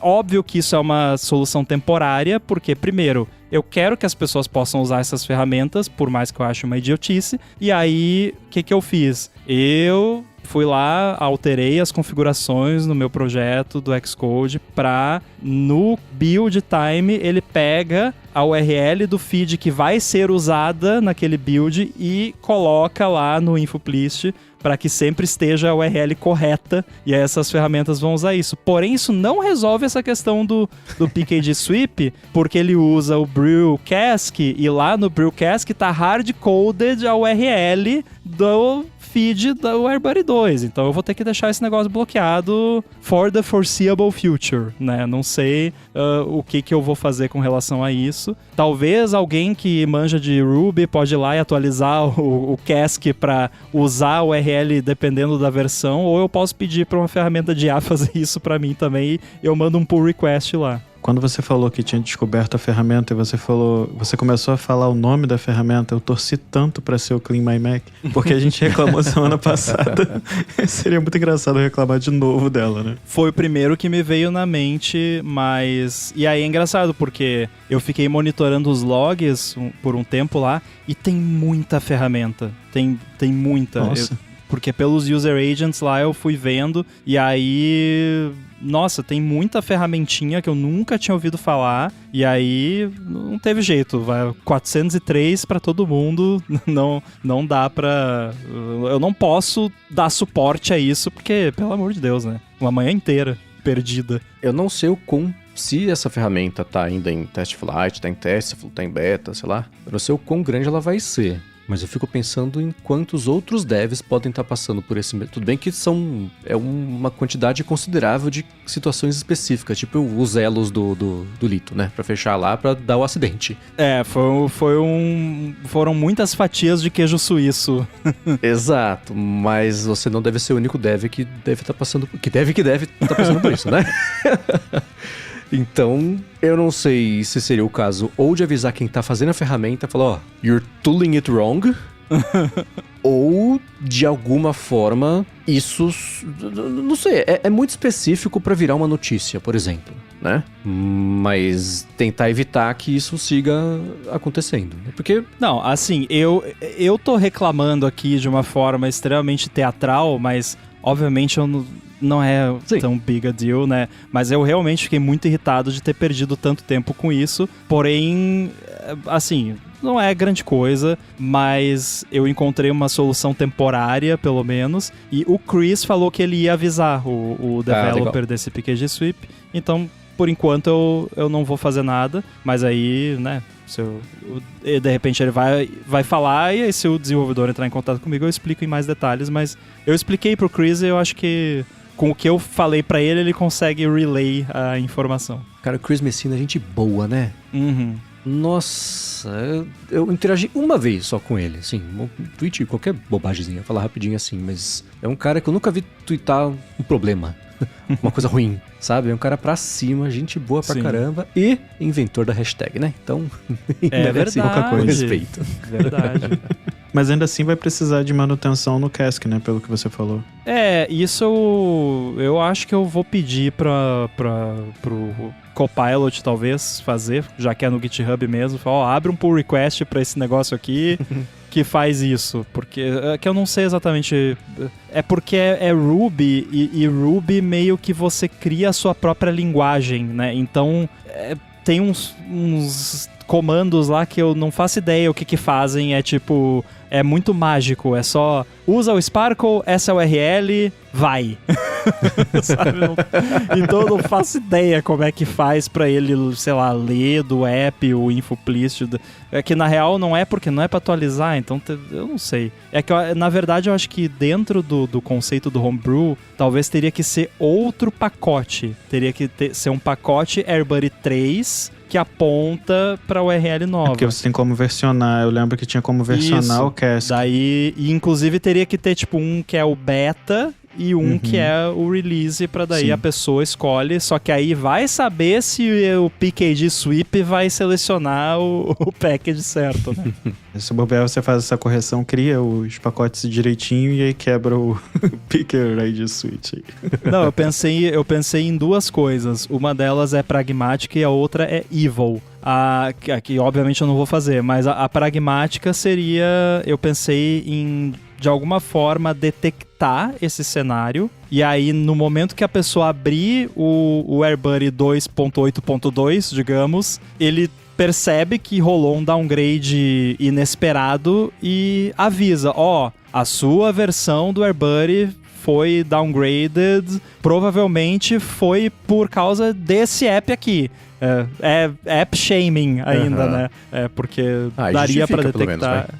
Né? Tipo, FYI, né? Não entra em contato comigo, eu não quero saber, se vira, né? Na real, o que mais me irrita sobre esse tipo de ferramenta é que pessoas não técnicas o suficiente para saber o que estão fazendo, usam essas ferramentas, dão um tiro no pé, e daí eu é que tenho que resolver né, a lambança que elas fizeram, para não dizer outra coisa. E aí a opção Evil eu pensei inspirado nos cartuchos de Super Nintendo, ou então nos CDs lá da Sony, que tinha a abertura, né, que aparecia, e aí o segundo logo, que era o logo do PlayStation, ele fica no CD, porque para você queimar o CD, você vai obrigatoriamente queimar o logo do PlayStation, e sem aquele logo o jogo não boota. Mas para você colocar aquele logo, você estaria infringindo o copyright da Sony. Então,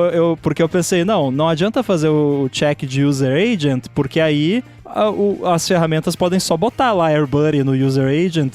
Pior ainda se eles colocarem em todos os requests. Aí outros desenvolvedores vão vir falar comigo, Rambo, por que o AirBuddy tá baixando o meu appcast aqui? Né? Mas enfim, aí eu pensei, vou botar aqui copyright, Buddy Software, all rights reserved, reproduction is prohibited without... Esse vai ser o User Agent, que daí se botar isso eu processo. Bom, eu fico feliz que o mistério foi resolvido, apesar do problema ainda estar acontecendo, ou ser possível de acontecer. Mas só de você ter avisado o Chris Messina, ele ter chegado daquele jeito super tranquilo dele pra falar, escuta, resolve. E então, se você usa uma ferramenta dessas e não tá funcionando atualizar o AirBuddy, faça que nem seres humanos normais, abre o app, vai lá, clica AirBuddy, check for updates. Pronto. E não sei se a gente vai ter muito tempo pra falar disso hoje, mas teve um tema que aconteceu na apresentação, foi hoje, a live foi hoje do, como é que chama? O ChatGPT Live, né? Ou Voice Live, acho que essa era a brincadeira. Live. Live. Eu vou deixar o vídeo aqui na descrição e assistam ao vídeo, se vocês tiverem tempo e paciência, antes de ouvir a nossa discussão. Porque o meu resumo é que é uma intenção muito boa, um recurso muito promissor. Mas foi o vídeo mais incômodo que eu vi em muito tempo, porque é um recurso incômodo. Ele é essencialmente o quê? A OpenAI está muito orgulhosa de ter feito um comportamento novo para conversa de voz do ChatGPT, em que você pode interromper o ChatGPT enquanto ele fala, como acontece hoje em dia, no fim das contas, que ele não sabe quando precisa parar de falar, só que ele também ele acha que entende o momento certo de tentar entrar na conversa para contribuir com a conversa, assim como os seres humanos fazem. É o que a OpenAI falou. Tem um momento do vídeo que é muito bom, que são umas senhorinhas interagindo com o ChatGPT. A coisa mais bonitinha que você vai ver essa semana. Inclusive, se você não tiver com saco pra ver o vídeo inteiro, eu falei isso pra vocês quando eu mandei. Assiste só a parte das velhinhas que tá resolvida. É o que você precisa ver. Então, a intenção é essa, a demonstração é essa. Um outro jeito, e foi a forma como eu fui ficando cada vez mais irritado de ver no vídeo, é assim. São 20 minutos do povo interrompendo o ChatGPT quando ele quer falar alguma coisa. Cara, isso foi o que me incomodou. E ele fica fazendo, no meio da conversa, aí dá pra ver que o pessoal da live, pra tentar normalizar eles também vão meio que se interrompendo e falando meio por cima do outro pra parecer que é uma coisa super natural. As pessoas falam assim, acabou de acontecer aqui, eu e o Rambo fazendo isso. Por isso que podcasts são editados pra começo de conversa, né? Porque fica mais agradável de escutar.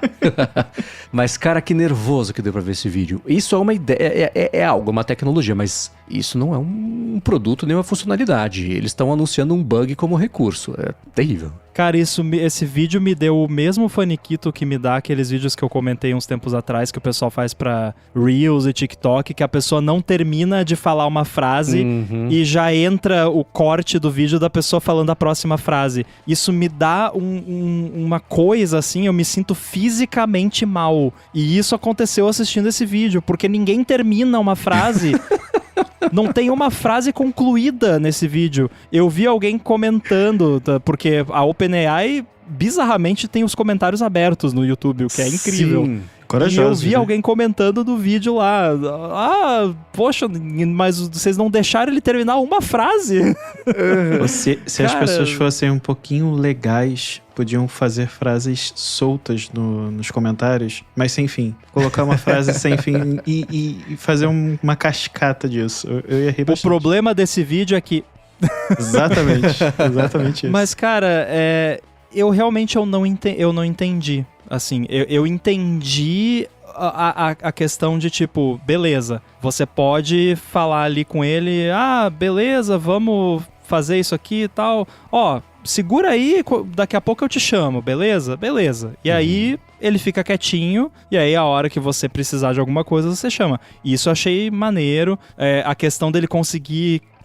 manter o tempo, contar o tempo, teoricamente, né? Vamos ver na prática, porque daí tem aquele lance, tem um cara que se especializou, basicamente, em mostrar os bugs do ChatGPT da versão voice atual, né? Que é tipo, vou correr aqui, aí você conta quanto tempo levou, daí o cara corre ali, 10 segundos aí, quanto tempo? Você correu 90 segundos, muito bem. Tipo... E aí, supostamente esse aí funciona. Inclusive o exemplo foi com o V60 que eles deram lá, um dos vídeos. E isso eu achei legal. Agora, eu não entendi o porquê que é tão incrível você poder interromper o negócio, sendo que o atual já faz isso.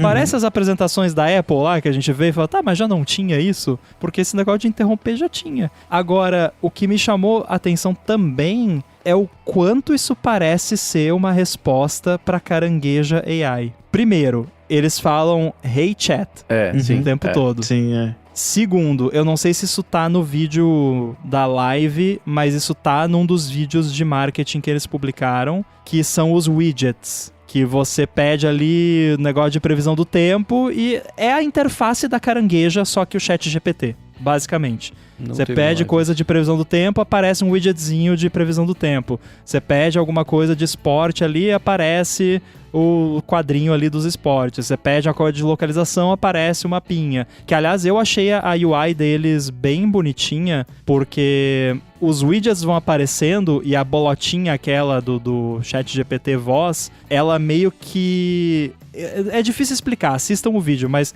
é como se ela fosse um personagenzinho que meio que tá apontando pra você assim, olha aqui, daí ela dá um pulinho assim na direção do widget e desce de novo. Eu achei bonitinho isso. Assistam no vídeo que fica mais fácil de entender. Mas me parece muito assim uma coisa meio que precisamos de algo mais interativo com widgets, com conteúdo contextualizado aqui na UI, porque é mais parecido com as assistentes de sistema. Eu tô vendo aqui o vídeo do widget. E aí ao invés de você ir pra Carangueja pra saber alguma coisa, você vai pedir pra ela monta ali na hora o widget. Cola muito o que a gente acabou de falar, né? De você ter uma necessidade e pedir pro negócio de montar ali na hora pra você, né? Mas a novidade, pelo que eu entendo do que eles tentaram comunicar, é isso de você falar, fique aqui escutando, a hora que você proativamente achar que tem algo a acrescentar. Tem o cara que fala em chinês, ele tenta falar em inglês, aí ele vai se bananando, o GPT fala, então só uma coisa, não é take images, take pictures, sei lá, uma coisa assim, né? E ela fica... Mas também tem o comportamento, ela dá uma risadinha, assim, aquela humanização meio exagerada, assim. Então, o benefício, a novidade, é ele não depender de você fazer a pergunta e terminar de falar pra ele falar alguma coisa. Tentar entrar ali na conversa pra acrescentar o que ele acha que tem que acrescentar. Mas foram 20 minutos de 3 caras interromperam uma mulher o tempo inteiro, sabe? Foi muito irritante. Eu não sei. Então, parecia, sabe o quê? Todo mundo já ouviu em algum momento, quem escuta podcast há muito tempo certamente já escutou algum podcast lançado acidentalmente com uma das faixas deslizada 3 segundos ou antes depois. Sim. Porque tá todo mundo fora de sincronia ali, então parece um pouco disso. Então, ele ser um assistente que vai ficar o tempo inteiro escutando e proativamente te oferecer informações, parece muito uma coisa que você usaria num fone de ouvido, por exemplo, associado a um óculos que tá vendo o seu contexto, vai te entregar quando você precisa. Dá pra ver as primeiras pinceladas disso. Mas vendo esse vídeo, eu acho que eu vi pelo mesmo prisma que muita gente que é mais cética de IA vê tudo. Do tipo, vocês acham que estão lançando uma coisa muito legal, mas é meio brega, meio... Vamos curar o câncer, gente. Para de fazer isso. Sabe? Então, não sei lá. Foi estranho. Foi bem estranho. O vídeo vai estar aqui pra quem quiser ver, mas rolou não. Eu não sei se eu tô ficando maluco ou se eu tô confundindo, mas eu lembro de ter visto algum rumor sobre esse produto, essa funcionalidade, quando começaram a falar do produto do Johnny Ive com a OpenAI. Então, eu acho que isso tá muito ligado a esse produto que vão lançar e, enfim, seja lá se vai ser um óculos ou não. Mas eu lembro que tinha algo nesse sentido, que estavam trabalhando em um sisteminha de voz mais avançado para esse produto. Eu posso estar fazendo confusão, mas eu lembro que tinha essa ligação. Então talvez isso realmente já seja um indicativo. Mas eu também tive a mesma impressão de vocês. Eu fiquei extremamente nervoso. Só gostei da parte das senhorinhas. Eu parei de ver depois das senhorinhas porque não dava. O início do vídeo já me deu muito nervoso porque o presidente da OpenAI parecia mais a IA do que o próprio ChatGPT. E isso, e a expressão dele, eu fiquei esperando em algum momento aparecer imagem gerada por IA. Eu tava torcendo por isso, que eu acho que eu ia ficar mais tranquilo. Mas no final não, ele era humano e ela não. Mas a parte realmente das senhorinhas vale a pena ver, é divertido. O casting foi muito bom das senhorinhas. Tem uma que é bem o padrão da senhorinha, que na vida real deve ser mais ranzinza, bem nova-iorquina, aquele sotaque pesadão, assim. Tipo moradora do prédio do Only Murders in the Building, sabe? E ela fazendo espremendo o zóio um pouquinho assim pra ler o teleprompter, sabe? Não sei até quanto aquilo foi de propósito, não parecia ser, mas ficou... Isso tá bem divertido, esse vídeo é bem divertido. Mas olha, todo o resto, weird flex, but ok, sabe? Alô ADT, então, você entra lá em gigahertz.fm/feedback e manda sua pergunta, assim como fez o Rafael, e falou o seguinte: eu e meu namorado compramos novos Apple Watches e com isso veio a motivação de manter uma vida mais ativa. Ambos trabalhamos home office e o máximo de exercício é ir passear com o dog ou comprar comida pro gato. Ou seja, sedentários. Gostaria de saber como cada um de vocês utilizam, dicas, sugestões, apps, rotinas de treino, etc. Um grande desejo de melhoras ao Coque e parabéns ao Giva pelas participações. Eu já vou sair da frente porque eu tô meio nessa mesma vibe, né? Aliás, quem é que mandou essa mensagem aqui? Rafael, qual é o seu sobrenome? Porque... Não, mas aqui não tem gato. Aqui então não é isso, não. Mas porque aqui a gente tá numa vibe bem parecida. Então a dica que eu posso dar é que talvez começar com rotina de treino já não seja uma boa ideia. Acho que faz alguma coisa. Não precisa, né? Mas sim, rotina é importante. Agora, o pouco que eu faço, como eu sou amador e não tenho muitas pretensões, é o nativão ali do Apple Watch mesmo, a parte de exercício, Fitness Plus de vez em quando. Fora isso, aí o Fitness Plus na Apple TV com o Apple Watch, né?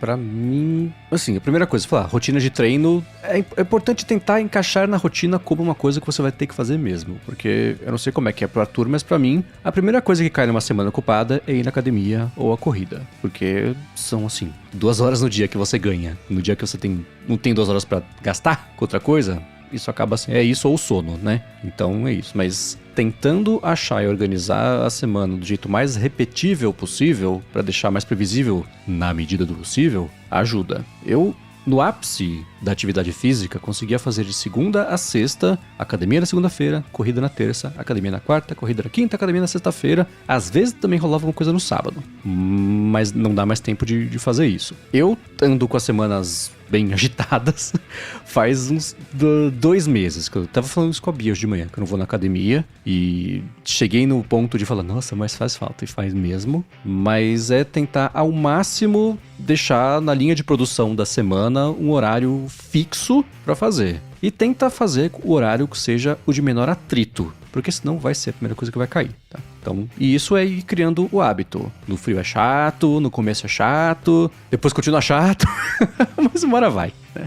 E tem aquilo de, mesmo no dia que você não tá muito afim de fazer, o que você começa a fazer, você fala, nossa, devia ter feito isso antes, na hora de acabar, você não quer que acabe, é gostoso, né? Sobre aplicativos, eu uso já tem uns anos o Smart Gym, que é de um brasileiro, inclusive, já ganhou Apple Design Awards, é um app super bonitinho, tá sempre atualizado, cheio de coisa. Esse aqui eu uso para registrar a academia. Ele tem os planos de treino, tem os tipos de exercício para você colocar o peso, a repetição, o esforço que foi. Ele é super detalhado, tem tudo quanto é tipo de treino de músculo auxiliar, super bacana. Para acompanhamento geral, dá uma espiadinha como é que tá, eu adoro o Gentler Streak. App bonitinho também, bem feitinho, feito com carinho, com cuidado, super legal. E eles também são os amores, o pessoal da Gentler Stories. E corrida, eu usei o Nike Plus por um tempo, usei o Strava por um tempo, hoje eu uso o Apple Watch, eu registro e tá lá, sabe? Existem apps auxiliares, tem o Tempo, meu irmão que me mostra vários, são super legais, eu vou colocar aí na descrição que eu não vou lembrar de todos de cabeça, mas tem o Tempo, que é super legal, é daqueles também, tipo David Smith, bem programado, cheio de gráfico, que dá pra melhorar o design, mas super legal mesmo, pra você ir acompanhando o seu rendimento, tem um calendário que mostra o tamanho do círculo, o tanto da bolota do dia, o quanto você correu, e você consegue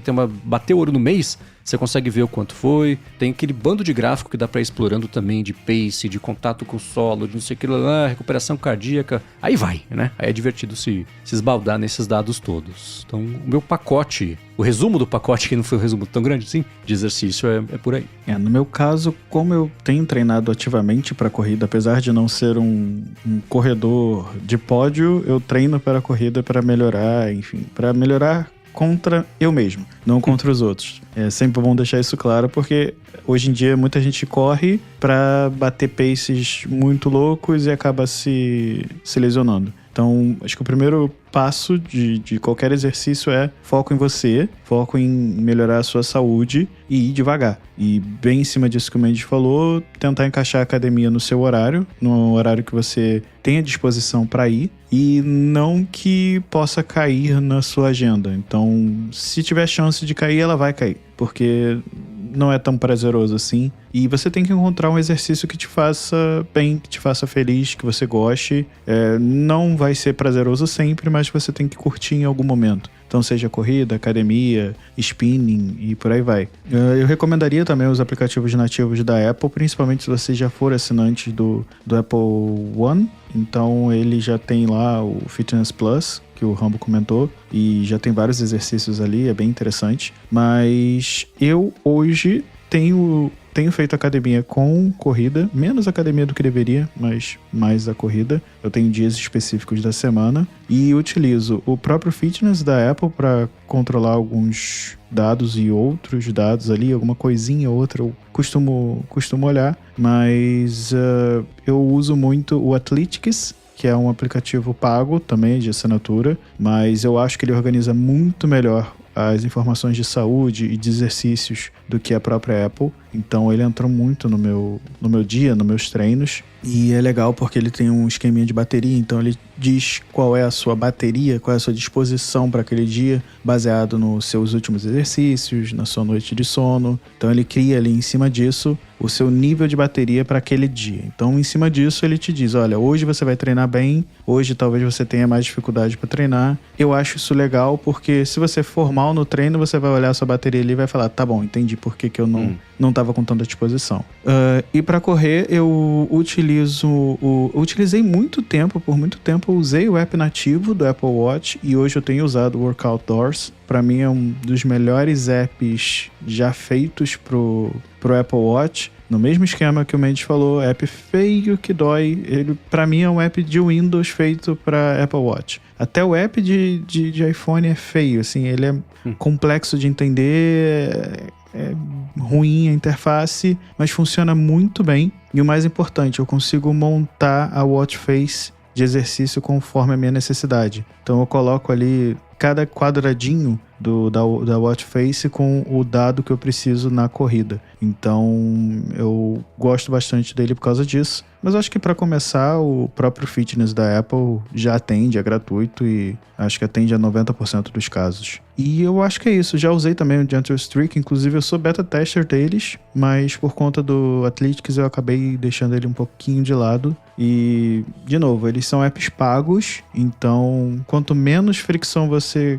tem, melhor. Então, se você está saindo do sedentário para estou começando a treinar, não pensa muito em pagar essas coisas. Procura uma academia, que eu acho que é o básico, e vai no gratuitão mesmo ali da Apple para começar a sair do sedentário, que é o mais importante. Boa. E um complemento, antes que eu me esqueça. Para mim, foi muito, muito, muito, muito bom começar a fazer academia, exercício com um personal. Porque eu somando os anos todos que eu fiz academia, né, tudo junto dava 20 segundos. Então não tinha muito contato, esse é meu ponto. Eu teria me machucado feio. Se tivesse tentado fazer sozinho, não teria tido resultado. Então isso ajudou muito. Quando eu uni o personal com nutricionista, voou. Foi muito bom. Então essas coisas fazem mesmo a diferença. Se vocês quiserem pegar mais sério, uma ajuda profissional vai ajudar muito. E personal também é aquilo de você vai ter um horário, tá pagando por um horário para alguém que vai estar te esperando. Se você não for, você paga mesmo assim. Que é o melhor jeito de começar um hábito